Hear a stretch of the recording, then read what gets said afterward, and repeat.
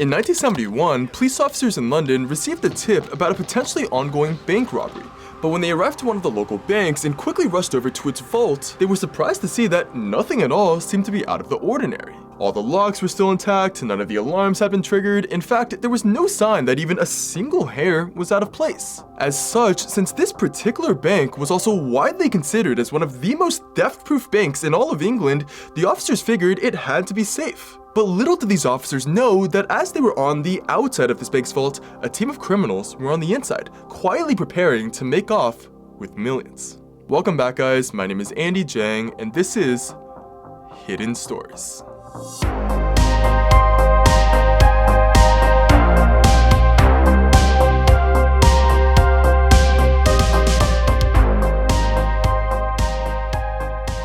In 1970, a 38-year-old photographer and career criminal from London named Anthony Gavin began planning one of the most ambitious and daring heists in British history.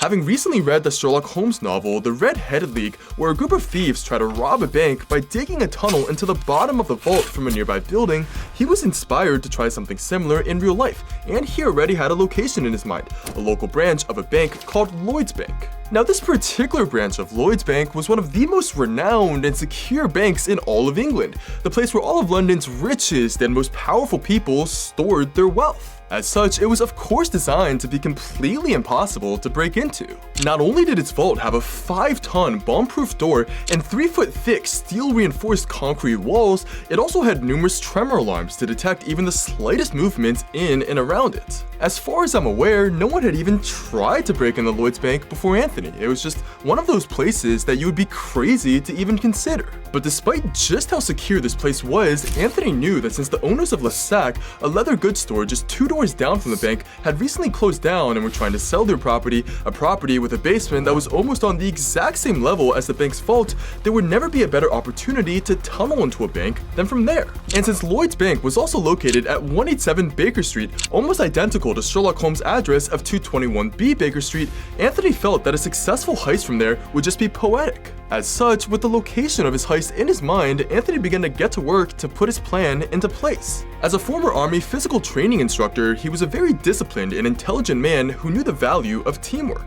As such, since he also had connections to several local gangs, he began to quickly put together a strong team of highly specialized individuals, each with their own unique skill sets and roles, including a used car salesman, a burglar alarm expert, an explosives expert, a lookout man, as well as a handful of other men and women. And in December of 1970, the first part of Anthony's plan finally went into action. Since the used car salesman, a man named Reg Tucker, didn't have a criminal record, and he also had an air of natural charisma and charm from his years working as a salesman, he was the perfect person to infiltrate the bank and to gather precise details on the bank's vault. Dressed in very fancy, expensive clothing and giving himself the fake name G. Edwards, he was able to pose as a high-end customer and open an account at Lloyds Bank.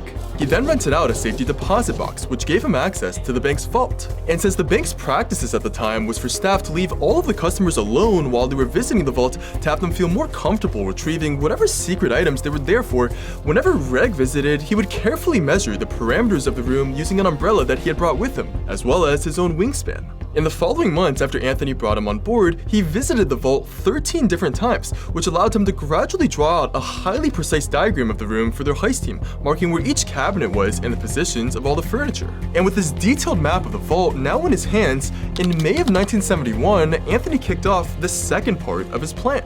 With the Lesac building 2 doors down from Lloyds Bank still available for purchase, Anthony enlisted an older 64-year-old man named Benjamin Wolfe, who made a living selling ornaments, to buy the property for £10,000. After that, the only thing left stopping them from actually beginning to dig their tunnel was the issue of the bank's tremor alarms. However, after Anthony's alarms expert, a man named Mickey Gervais, had spent a while trying to figure out how to bypass this issue, the team caught an incredibly lucky break. Right around that time, some construction work had begun on the roads near Lloyds Bank. As a result, since all the digging and drilling that was taking place was repeatedly triggering these tremor alarms, bank employees decided to temporarily turn them off every time the road work was happening. As such, Anthony and his heist team realized that every time this roadwork was going to happen, they'd be able to freely dig without having to worry about the alarms. And since the extremely loud construction noises would also help drown out any potential noises that their tunnel digging would make, which was another possible concern, this turn of events was an absolute miracle for them. To be as safe as possible though, the bank employees still decided to only dig on weekends, when the bank was closed and when the bank employees weren't just literally right above them. But although they had now successfully dealt with all of their biggest roadblocks at the moment, digging the tunnel itself was still a lot easier said than done. Starting on a Friday evening in August 1971, Anthony and the rest of his group started their work on the tunnel for the very first time. Even from the start, Anthony knew that this would be an incredibly challenging feat. Since the Lassac building was around 40 feet away from Lloyd's Bank, this tunnel would have to be dug through 40 feet of extremely unstable layers of dirt and debris that had been built up over centuries. Even though Anthony had intentionally recruited several mining experts and people with engineering backgrounds onto his team, there was still always the risk that each bit of rubble they removed could instantly cause the entire tunnel to collapse and kill them all. As such, digging this tunnel was an extremely slow, stressful, and uncomfortable process. Since the tunnel itself was only made just barely wide enough even for an adult human to just crawl through, both to save time and energy and also to just reduce the chances of the entire thing collapsing, the team had to hammer and dig away while being packed together in these insanely claustrophobic areas for hours at a time. It was extremely dark and extremely hot, and since they were underground in this relatively sealed off area with dust everywhere, there was also very little oxygen.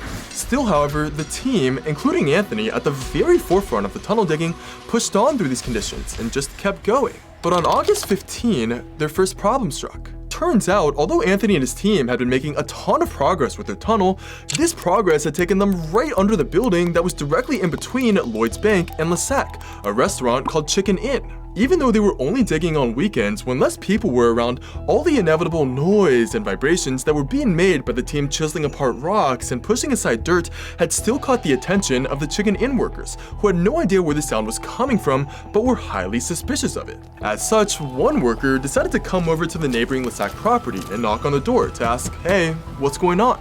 Unfortunately though, since at this time all of the Heist team members were either in the basement or literally inside the tunnel, for a while no one heard the knocks at all. Now this was really bad for them, since when no one responded, this Chicken Inn worker seriously considered calling the police and reporting the strange noise. But in another stroke of just incredible luck, one of the team members with apparently insane hearing just so happened to pick up on the knocking and reported it to Anthony at the very last minute. And after Anthony sprinted upstairs to answer the door and explained to the worker that, "Oh, we're just doing some minor renovations, there's nothing to worry about at all," the worker left, and the team was able to go right back to digging. Over time, as the tunnel progressed further and further, the group began to use a sort of trolley that they had on pulley ropes to move all the dirt that they had dug up outside the tunnel. Anthony was very careful to continuously monitor the direction and length of their digging using a compass and a tape measure to ensure that they wouldn't accidentally pop up in the middle of some road. And after 9 entire weeks had gone by and over 8.1 tons of waste had been removed, with Anthony losing over 28 pounds in the grueling process, the team finally felt that they were now under the bank's vault. Now, when Reg Tucker had been posing as a customer at Lloyd's Bank, he had gotten the chance to talk to the bank's manager a couple times and to learn some details about the bank's vault. The manager would often proudly tell him, "You know, one of the greatest things about this bank is that we have a time lock on the vault, which enables every single weekend and cannot be opened even by me until the weekend is over at 10 a.m. on Monday morning, so everything will 100% be safe over the weekend." But little did this bank manager know that was exactly what the Heist team was counting on. They had planned to break into the vault on a Friday evening, right after the time lock had been activated, which gave them the entire weekend to steal as much stuff as they could with pretty much a guarantee that no one would visit the vault. As such, on the Friday evening, right after the team had finally reached right underneath the bank's vault, Anthony launched the third part of his plan into action. As Anthony and his team made their way inside the tunnel one last time, their lookout, a man named Bobby Mills, was carefully watching over the outside of the bank from one of the nearby rooftops, communicating with the group via walkie-talkie and making sure that no surprise guests were showing up unexpectedly. When the lookout reassured them that the coast was clear, the group quickly got to work on the last piece of the puzzle, which was breaking into the vault's floor. But unfortunately for them, this was no easy feat. Although the vault's floor was slightly less protected than the walls and ceiling were, with only 2-foot thick steel reinforced concrete rather than 3, it was still incredibly hard to break through. The group's first attempt at using a hydraulic jack to chisel through the material barely made a dent, even after more than an hour. As such, Anthony decided to resort to his plan B, which was to use a thermal lance. The 8,000 degree Fahrenheit temperatures that these thermal lances produced would definitely be enough to cut through the vault's floor. But the reason that using the thermal lance wasn't plan A was simply because it was just extremely dangerous. The fumes that using a lance produced were highly poisonous, which could easily be fatal in such a closed, unventilated space. As such, as the group desperately tried to burn through the steel floor, they were all just choking and coughing on these poisonous fumes, unable to really concentrate. And after another hour or two had gone by and still very little progress had been made, the group became really desperate. They knew that they were running out of time, so they had to resort to drastic measures. The one last potential solution that Anthony had was to just blow the floor up. It was not only the most dangerous solution due to just how close they would be to the explosion and just how unstable their tunnel was, it was also by far the riskiest since it was the loudest and least subtle. But still, at this point, time was ticking fast, and with no other way, the group really didn't have a choice. As such, with the help of Anthony's explosives expert, the group managed to stick several sticks of gelignite, a cousin of dynamite, into the vault's floor. Desperately praying and hoping that it would work and that they wouldn't die, everyone then quickly moved to the far end of the tunnel. And with the green light from their lookout, they triggered the explosion. To Anthony and his group's incredible relief and joy, their plan actually worked. Their tunnel was fine, they were fine, and now they were staring at this large, gaping hole that went straight inside the vault. As they each climbed inside and stared at the thousands of safety deposit boxes holding millions upon millions of unimaginable treasures, they almost couldn't believe it. They had managed to pull something off that was thought to be impossible. All their relentless hard work and dedication over the past few months had finally paid off. It was an incredible moment for them. But although the group had figured the moment they arrived inside the vault, everything would be smooth sailing from there, they were wrong. Since the explosion that they had just created had lifted up this massive cloud of dust and fumes inside this, of course, completely airtight vault, soon they could all barely see, they could barely breathe. With everyone once again choking and tumbling over, coughing their lungs out, Anthony and his team knew that there was simply no way they'd be able to hit all the safety deposit boxes they had intended on looting in these conditions. For a while, they tried to loot what they could, but when none of them could stand the fumes anymore, they transmitted to their lookout that they might have to leave and then come back later once everything had cleared out. However, when the lookout was told that he would have to stay up on the roof all night, he became frustrated and started arguing with the group inside the vault, telling them to just keep on working. This arguing went on for a pretty long while, and things started getting heated fast, but little did any of them know, someone was listening in on their conversation.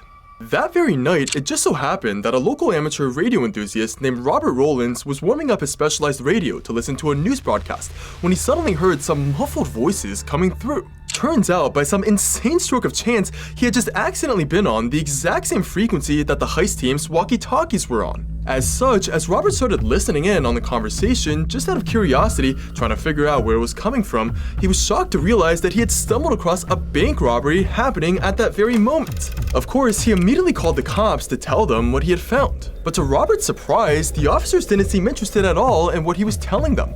What he was saying was just so crazy that the officers thought he was pranking them, and they simply told him to record the actual conversation before calling them again. Robert realized that this was actually a really good idea, so he started recording the Heist team talking to one another. Look, the place is filled with fumes where we were, and if the security come in and smell the fumes, we're all going to take stoppo and none of us have got nothing. Whereas this way, we've all got 300 grand to cut up. And when we come back tomorrow and security have doors it up for us, well, at least we've got something. Over. They were all still arguing with one another, but eventually, with some pressure from Anthony and another one of the group's leaders, the lookout finally agreed to stay and keep watch for the night, while the rest of the group waited for all the fumes to clear out. The conversation then went silent, but by then, Robert already had more than enough footage to share with the police. This time, instead of just calling his local police station, Robert decided to directly call Scotland Yard, the headquarters of the Metropolitan Police. When he informed them about the conversations that he had captured, Scotland Yard immediately sent a couple of officers over to his home to take a listen for themselves. When they arrived, they very quickly saw Robert's point. These guys were very clearly committing some sort of bank robbery somewhere. However, since they had no way of specifically pinpointing where this radio signal was coming from, they had no idea which bank was being robbed. As such, these officers immediately started putting together a team to try to go out and visit all these local banks to figure out which one had been broken into. But although Robert, who was very familiar with radios and how they worked, told these officers that with just how clear the voices were, this bank had to be very close nearby and that they should just search in a 1-mile radius around his home, these officers kinda just dismissed him and told him, hey man, look, we know what we're doing. The officers then set up an 8-mile radius around his home instead and then started to look through all the banks in that area. But since this made it so that there were more than 750 banks to visit, this was going to take them ages. Luckily, however, around 6 hours after the voices on Robert's radio had gone silent, at 7 a.m. on Saturday morning, they suddenly started up again. Turns out, the heist team had returned and were now going back inside the vault since all the fumes had finally cleared. But now, since several police officers were also listening to their conversations alongside Robert, these officers hoped that they'd be able to pick up some details that would lead them straight to the right bank. With every new word that came through the radio, the chances became higher and higher that the robbers would screw up and that they would accidentally reveal some sort of detail that would expose their location. But then, the heist team came across another incredible stroke of luck. Shortly after they had arrived back inside the vault, their lookout man suddenly reported another waiter from the next door Chicken Inn restaurant suddenly outside the bank, trying to look in through the front windows. He had apparently heard some noises coming from inside the bank, so he was trying to see what was happening. But although the heist team froze and were terrified that this man would call the cops and report that something was up, to their immense relief, he eventually figured that it was nothing and left. And little did Anthony and his team know, this close call actually went on to potentially save them from being caught, because they were so spooked out by it that they decided to change the frequency on their walkie-talkies, inadvertently cutting off the only clue the police officers had to their location. But although the police team that was still running all around London trying to find these robbers was now left completely in the dark, they eventually did end up finally checking Lloyd's bank, which by the way, was actually within a mile of Robert's house like he had expected. As the bank's manager let the police officers in and began leading them towards the bank's vault, the heist team's lookout quickly warned the group inside the vault to stop moving now. As Anthony and his crew each instantly jolted to a stop, holding their breaths and hearts pounding in their chests, their minds began to run through all these worst-case scenarios. What if that waiter had called the police? What if some of the fumes had made it outside of the vault? What if the officers could hear them breathing inside the vault? But as the police officers and the bank's managers stood outside the vault's door, they saw no sign of any break-in and nothing at all out of the ordinary. Of course, they had no idea that someone had tunneled their way in from underneath, but to them, from the outside, it just seemed like another perfectly secure vault. And since, just like the heist team had originally planned, the vault's time lock couldn't be opened by the bank's manager to check everything inside, the police officers eventually left and moved on to check the next bank. But by this point, Anthony and his team had had enough. They had already experienced way too many close calls for comfort, and even though there was still a little bit of time left before the weekend was over, they wanted to be as safe as possible. As such, they opened up just a few more safety deposit boxes, and then on Saturday afternoon, they left the bank's vault for good.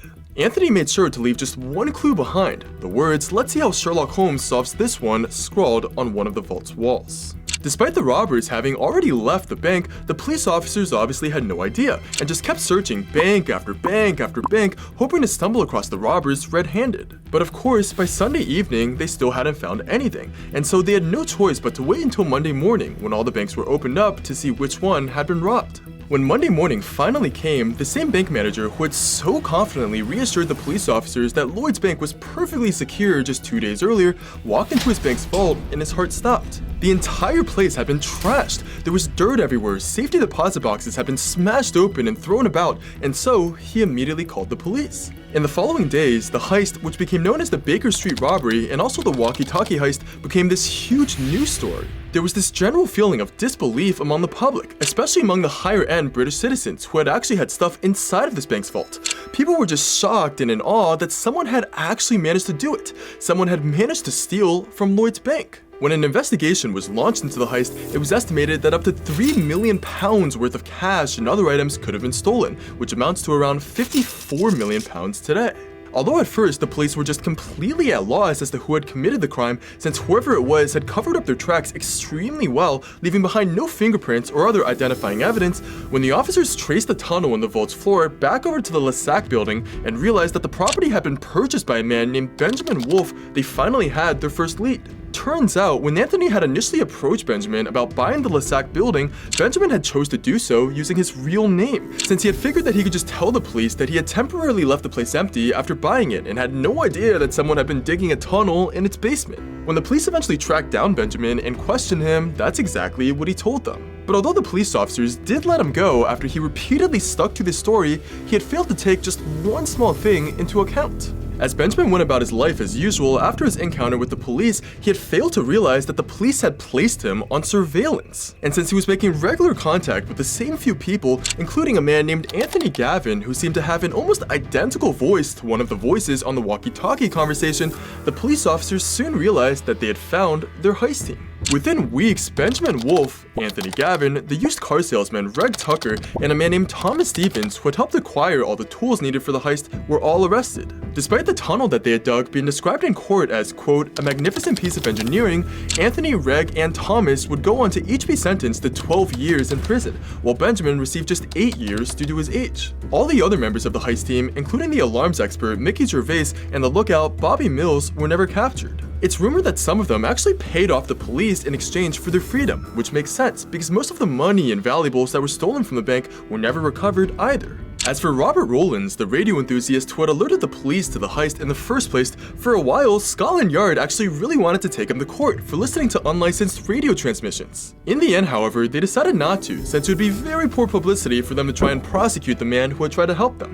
And Lloyd's Bank would also later gift Robert £2,500, or around £45,000 today, to thank him for his actions. But the story doesn't end there. In fact, it takes a very eerie turn. Several sources at the time, including Robert Rowlands himself, reported that the British government had issued a D notice in the days after the heist, which banned any reportings on the heist due to reasons of national security.